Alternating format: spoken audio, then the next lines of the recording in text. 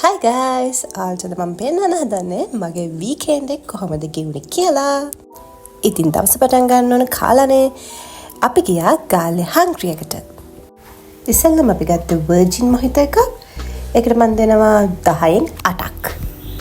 තව අපි ගත්ත ළමයි රසම රස මික්ස් රයිස් එකක්. මේ මික්ස් රයිස් එකේ chicken, eggs වගේම සීෆුඩ්ස් ගොඩක් තිබ්බා. ඒ වගේම අපි ගත්තා chicken cheese කොටුවක්.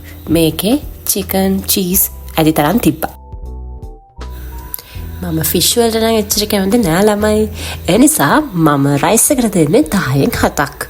හැබැයි චීස් කොටුව නම් සුපිරි. ඒකට මම දෙනවා 10න් 9ක්.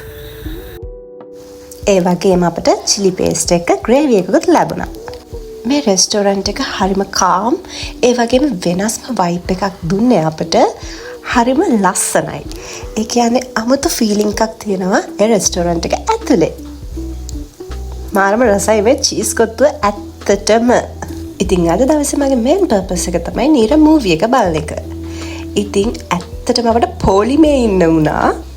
හැබැයි කියන්න ඕන නීර මූවි එක හරිමම ලස්සනයි. ඒක පුදුම ලස්සන මූවි එකක්. මීරා, ප්‍රනීති, මේඝ, පූර්ණ, රශ්මි මෙයාලා ඕන තරම් අපි සමාජයේ ඉන්නවා. සමහර විට ඔයත් ඉන් එක්කෙනෙක් වෙන්න පුළුවන්. හැබැයි අපි තීරණ ගන්න ඕන අපට ආදරය කරන විදියට. අපේ ජීවිතයට ආදරය කරන විදියට. ඒක ලස්සනට නීරා එන්ඩින් එකේදී පෙන්නලා තිබ්බා. හැබැයි ඉතින් හරිම දුක හිතෙන එන්ඩින් එකක් තිබ්බේ. මට ගොඩක් ඇඬුණා. මූවි එක බලලා ගෙදර එනකම් මම ෂොක් එකේ හිටියේ. ඇයි එහෙම උනේ? ඇයි මේක එහෙම උනේ?